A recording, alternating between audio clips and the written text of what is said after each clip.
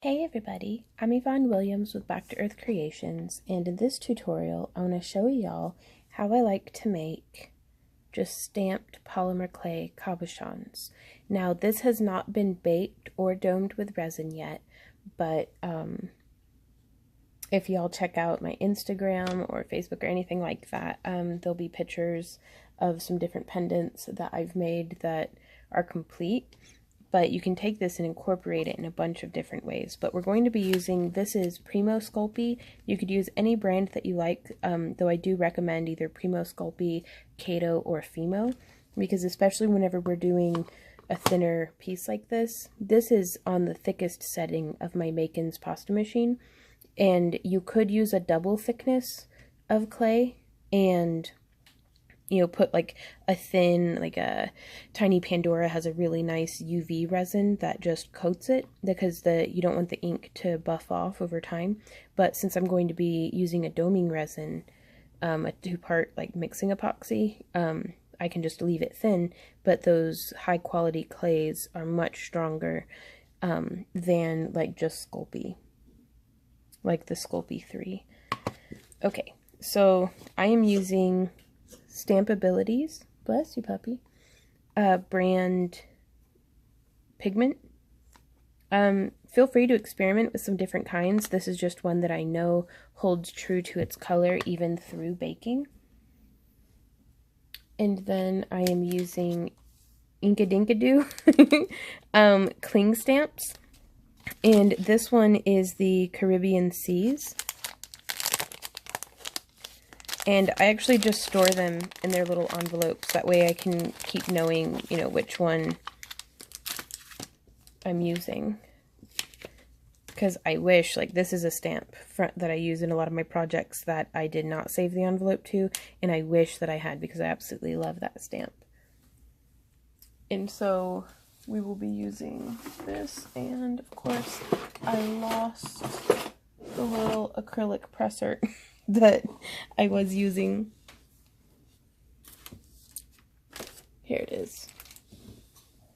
Sorry, totally pro level tutorials here. And I really like these because they're nice and sticky.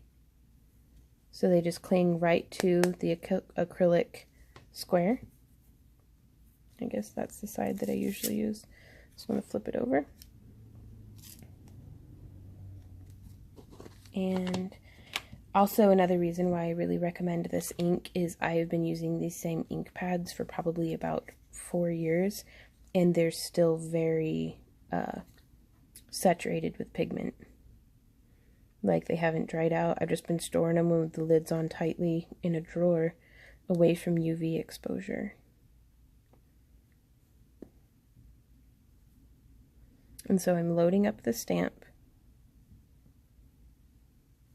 And now, also, the stamp that I showed earlier could be used with pigments, though I often will just press it into the clay, which gets a really nice, like, bubbly effect that I then use the Lumiere paints with, or the Folk Art Color Shift.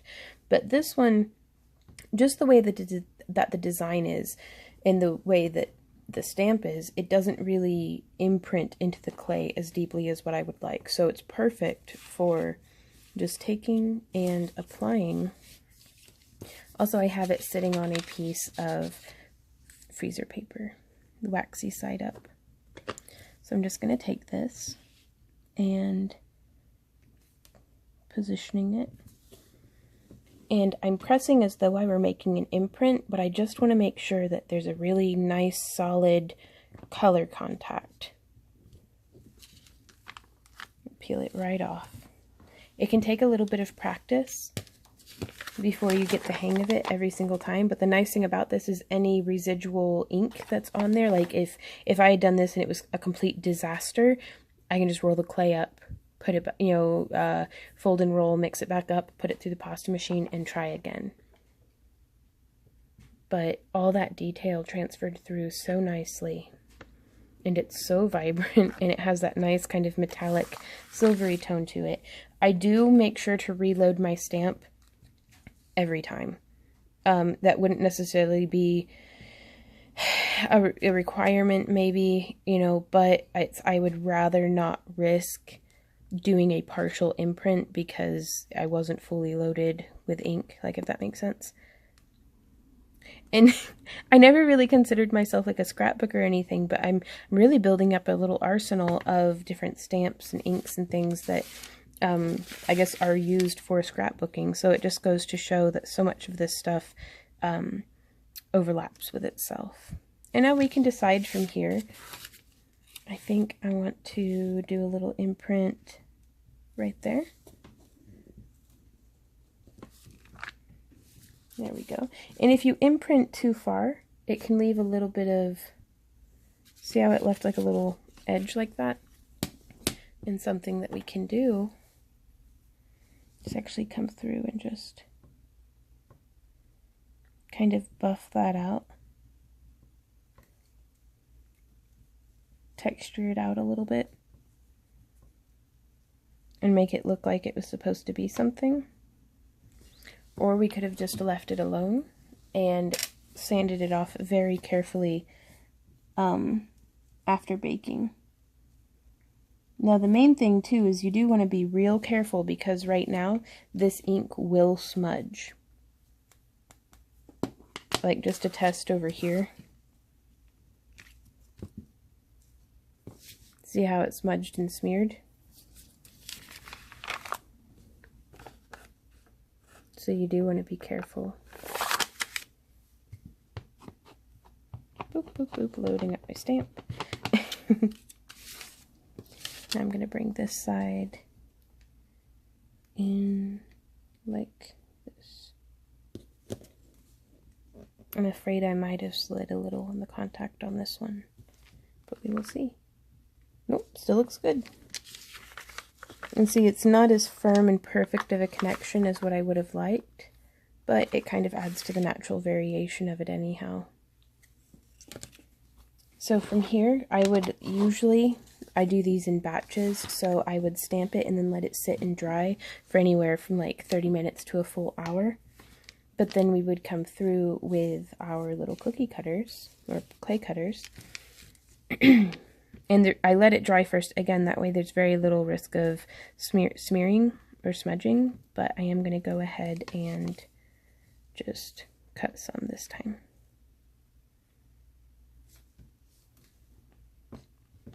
Now, I will be posting some of these for sale up on my Etsy, as well as primarily, and I just position it, use the full force of my hand. You can see that little imprint that it leaves. I will be sending these out to my patrons in their craft crates.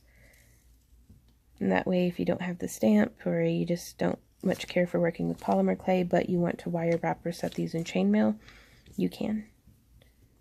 Just positioning and pressing. I don't know if I've mentioned this yet, but there will be a link to all the different tools and materials down in the video description below. And if you guys have any questions or anything, please, please, please feel free to hit me up in the comments. I do my best to reply. Not always in a timely manner, but, you know, I try. Okay, so now I've used this is the biggest size that I like to use, and then I can come in with some different shapes and cutters. And you can be as random or as particular as you would like to be when cutting out your shapes about how to frame. Like, I really like the ones that just catch the tentacle tips. Some of this patterning is just so pretty, even when taken out of context. So like that one, you may not have been able to tell that it was part of a tentacle, but it's still pretty. Now this is where I feel like I need to be really careful because I don't want it to smear, but I gotta get it out of the mold. And that worked out pretty well. And there are so many different inks and pigments and things that you could do this with on the market that the possibilities really are endless. But I love it as a technique for getting a lot of detail, very little effort, but a little bit more of a monetary investment if you're expanding your, arsenal of, tools and materials. but especially from a perspective of making things for sale in your booth or on your Etsy store, it's really nice to be able to make something that looks like it was a lot of work without actually being a lot of work. Because then from there you could do a very ornate wire wrapping or chainmail or additional polymer clay setting to this. But it just, I don't know, the magic happens in the details, so it's nice to be able to make it detailed without putting in, I mean, if I had hand painted this, oh my god, like, you know, hours or days into something, you know? Okay, so also making use of the scrap. And if you've watched some of my other polymer clay tutorials, there's going to be a lot of overlap here because I do a lot of the same things with my scrap clay or second use clay. But I save every little bit of this pretty little pattern that we can by going through with one of these clay cutters and positioning like that and just cutting it out. I try to get full squares where I can, but I save all of these. And that's what I love about the clay cutters, is they have that little plunger. But I just save bunches and bunches of all of these little squares, and then I use them for quilt cabochons, which I have a separate tutorial for. But you could also bake them and use them for whatever you like. But they're so pretty, and it's stuff that I feel like I would have otherwise just rolled up and used as scrap. But yeah, so that is the project. Follow the manufacturer's instructions. For Sculpey, I believe it's 275 degrees Fahrenheit in the oven. I bake for about 45 minutes. That way it's nice and set. If you're using a light colored clay, I would recommend, you know, keeping an eye on it, maybe checking in on it at 20 minutes and then every 10 minutes after that, or, you know, use like a foil tent or something to keep it from burning. But whenever it's black clay, I don't worry about it. I just pop it in there and forget until the timer goes off. And then I'm going to be using art resin to dome it with, which I also have a separate tutorial for. I'd love to say that I'll have links up on the screen, but I know myself by now, so the links probably won't be on the screen. Check out the video description below. Hopefully it will be there. Hopefully, like, come on, Future Vaughn. But yeah, if you guys have any questions, comments, or ideas, please leave them down below. If you have any requests for future tutorials, I'd love to hear from you. And yeah, oh, if you like my tutorials and my free tutorials and you'd like to support the creation of more of them, please check me out on Patreon. Again, links for that will be down below as well. So I don't know, that's enough. I'll see y'all in my next video, and until then, you guys, happy crafting. Bye.